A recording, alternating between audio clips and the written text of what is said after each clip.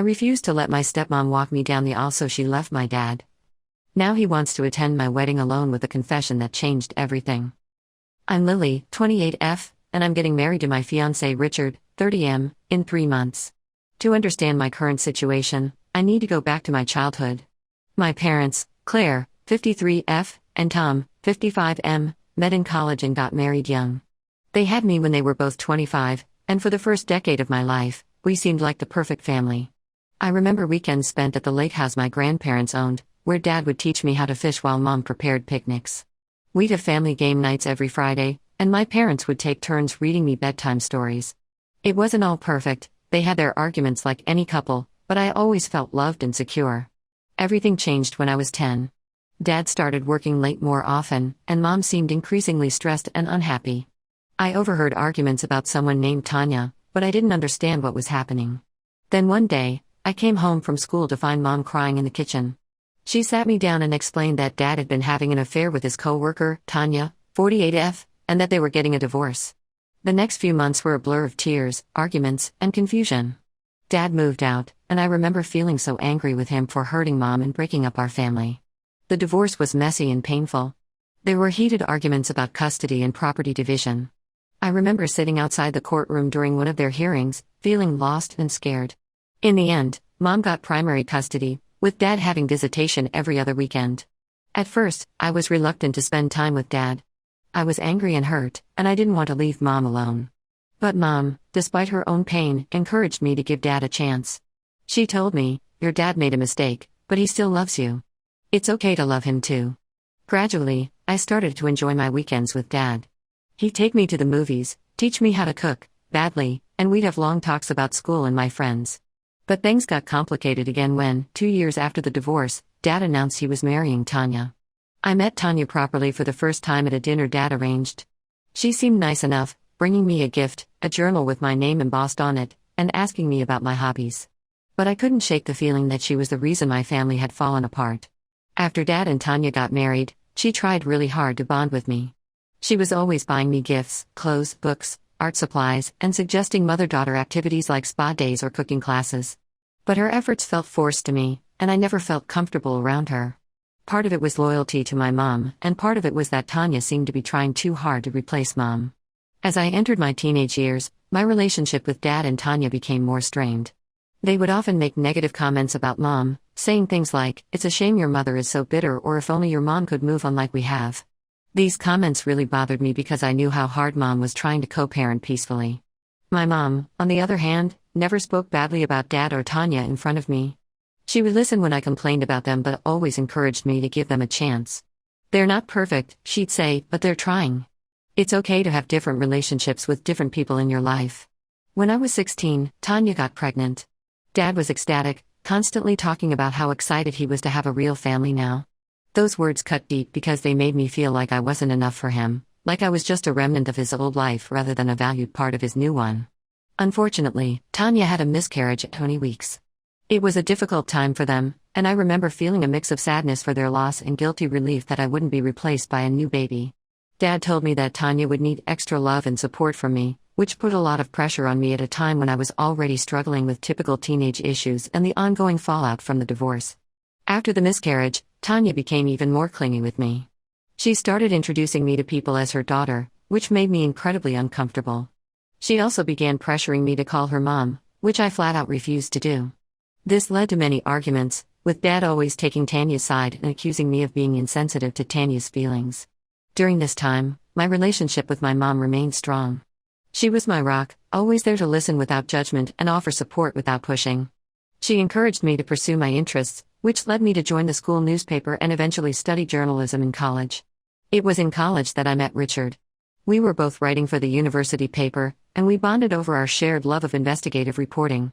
Richard's family background was much simpler than mine. His parents were still happily married, and he had 2 younger siblings. At first, I was hesitant to let him into my complicated family dynamics, but his patience and understanding helped me open up.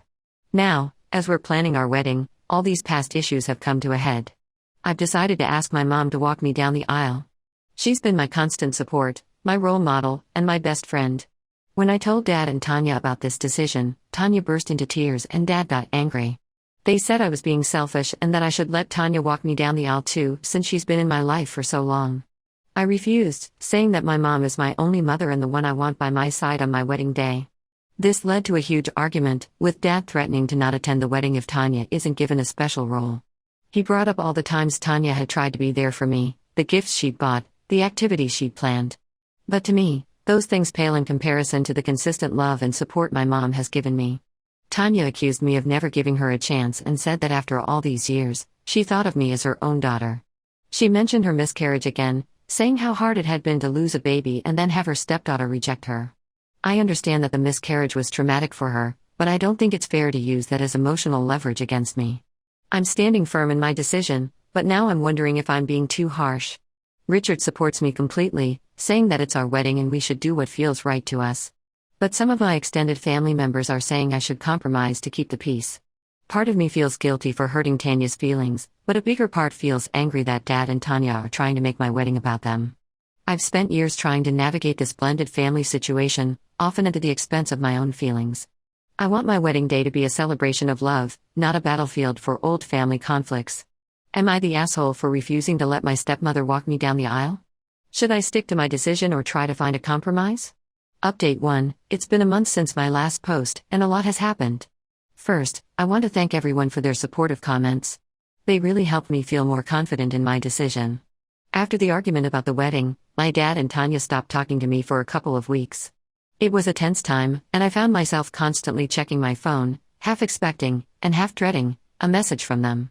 Richard was incredibly supportive during this time, reminding me that it was okay to prioritize my own feelings and that I wasn't responsible for managing their emotions. Then, out of the blue, Tanya called me crying. She apologized for pressuring me over the years and said she just wanted to be close to me.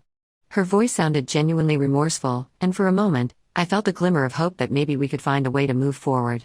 She asked if we could meet for coffee to talk things over, and after some hesitation, I agreed, thinking it might be a chance to clear the air before the wedding. We met at a local cafe that I used to frequent during my college years.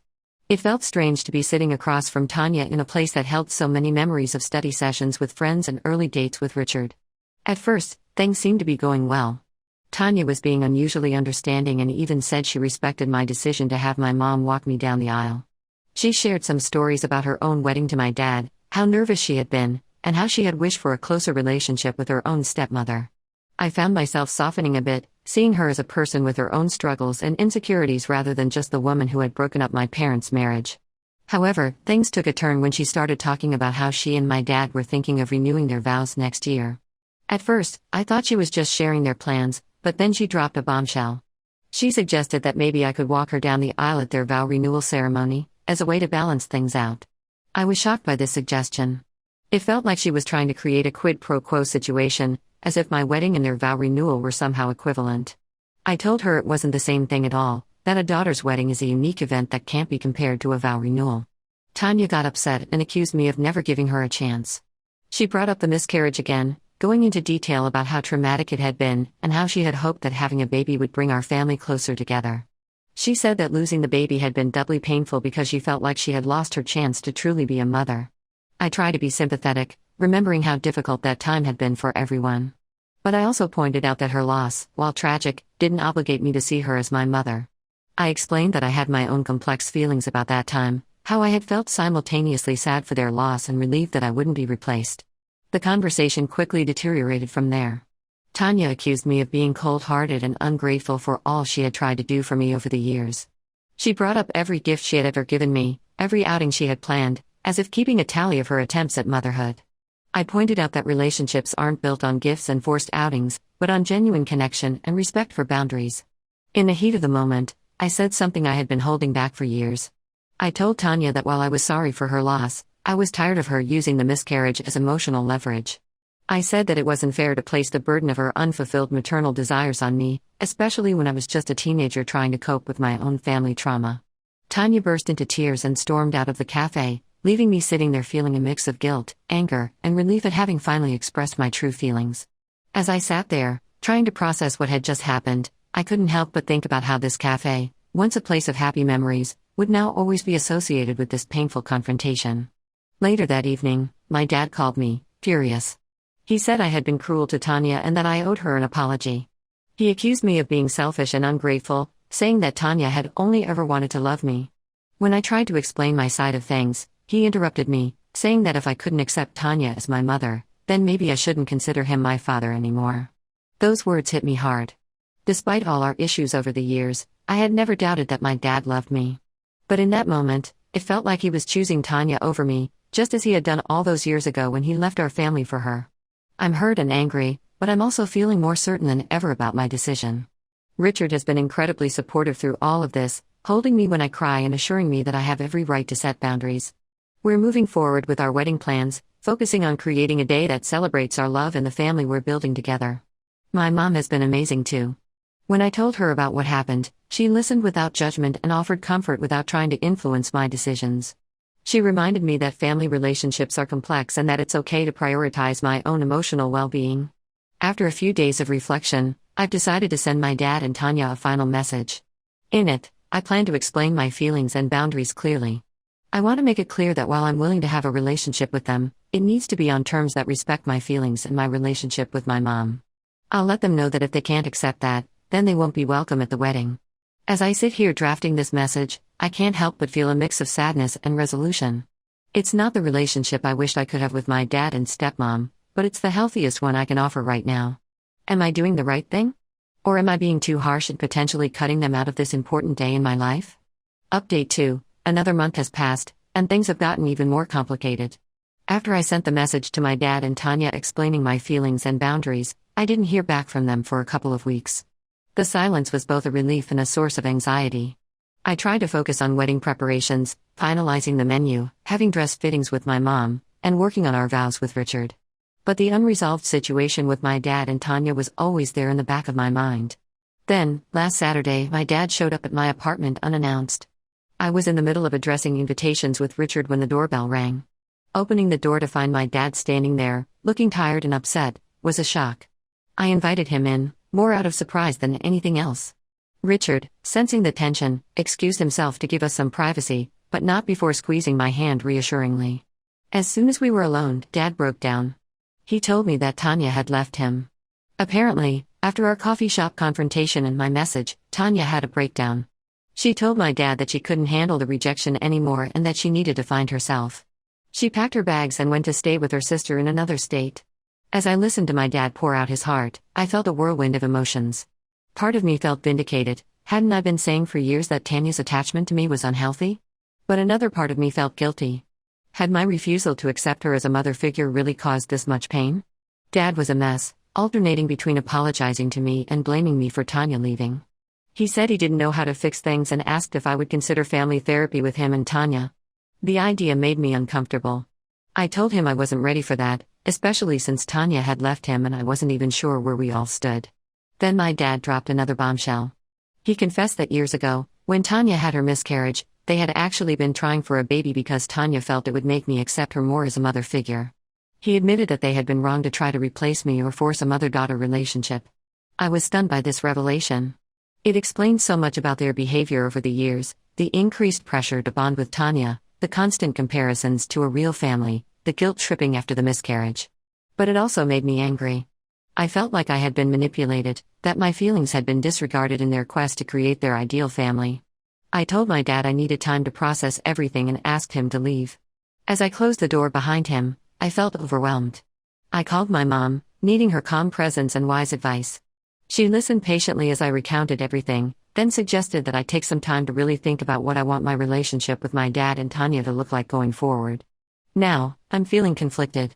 On one hand, I feel vindicated in my decision to keep boundaries with Tanya. Her leaving my dad seems to confirm that her attachment to me was more about her own needs than about genuine care for me. On the other hand, I feel bad for my dad, who seems genuinely remorseful and lost. Richard thinks I should maintain my boundaries but perhaps be open to rebuilding a relationship with my dad over time. He pointed out that my dad's confession about the pregnancy attempt, while painful to hear, was also a step towards honesty that we hadn't seen before. My mom, when I told her what happened, was surprisingly sympathetic towards my dad. She said that people can make big mistakes when they're desperate for love and acceptance. She reminded me of how young my dad was when they had me, and how he might have been trying to recreate the family life he felt he had lost. The wedding is now just a month away, and I'm not sure what to do about my dad's invitation. Should I still invite him, giving him a chance to be part of this important day? Should I try to reach out to Tanya, now that I know more about her motivations? Or should I focus on my own happiness and let them sort out their issues? As I sit here, looking at the stack of unsent invitations, I realize that this decision is about more than just the wedding. It's about what kind of relationship I want with my dad going forward, and whether there's any place for Tanya in my life. It's about balancing compassion with self-protection, and figuring out what forgiveness looks like in a situation where the wounds run so deep. Update 3. The wedding was last weekend, and I wanted to give a final update on how everything turned out. After much consideration and many long talks with Richard and my mom, I decided to keep my dad's invitation to the wedding open, but I made it clear that it was just for him, not Tanya. I wrote him a long email explaining my decision. I told him that while I was willing to work on our relationship, it would take time and I needed him to respect my boundaries. I also expressed that I hoped he would come to the wedding to celebrate this important day in my life, but I would understand if he felt he couldn't attend without Tanya. To my surprise, my dad accepted these terms. He replied to my email, apologizing again for everything and saying he wanted to be there for me on my wedding day. He also mentioned that he and Tanya were still separated and that he was starting to realize how much their relationship had affected me over the years. The week before the wedding was a whirlwind of last-minute preparations. My mom was a constant source of support, helping with everything from flower arrangements to calming my pre-wedding jitters. Richard's family arrived from out of town, and seeing how easily they got along with my mom made me feel grateful for the loving, drama-free family I was marrying into. On the wedding day itself, I was a bundle of nerves and excitement. As my mom helped me into my dress, we both got a bit teary-eyed. She told me how proud she was of the woman I'd become and how happy she was that Richard and I had found each other. It was a moment I'll cherish forever. The ceremony was beautiful. Walking down the aisle with my mom by my side felt absolutely perfect. I saw my dad sitting in one of the front rows, looking emotional but managing a smile when our eyes met. Richard's face when he saw me coming down the aisle was everything I had dreamed of and more. During the reception, I was busy greeting guests and enjoying the celebration with Richard, but I did notice my dad looking a bit sad and lonely at times. However, he put on a brave face whenever he caught me looking. To my surprise, he even had a civil conversation with my mom at one point. They were never going to be friends, but seeing them be able to be in the same room without tension was a relief. After the wedding, when things had calmed down a bit, my dad and I had a long talk. He apologized again for everything and said he wanted to try to be a better father. He admitted that he had made a lot of mistakes, particularly in trying to force a relationship between Tanya and me. He also told me that Tanya had decided to stay with her sister indefinitely and that they were considering a trial separation. I'm cautiously optimistic about rebuilding my relationship with my dad. We've agreed to start with monthly dinners, just the two of us, to reconnect without any pressure. It won't be easy, and there's a lot of hurt to work through, but I'm willing to try. As for Tanya, I've decided not to reach out for now. I think we both need time and space to heal and move forward. Maybe someday we'll be able to have a conversation about everything that happened, but for now, I'm focusing on my new life with Richard and on rebuilding my relationship with my dad. This whole experience has been a roller coaster, but I'm glad I stood my ground. I'm starting my married life with a clearer understanding of my family dynamics and stronger boundaries. The wedding turned out to be not just a celebration of my love for Richard, but also a new beginning for my relationship with my parents. Richard and I are now settling into married life, and it feels wonderful to face the future together, knowing we can handle whatever comes our way. We're planning a belated honeymoon for next month, a trip to Japan that we're both excited about. Thank you to everyone who supported me through this journey.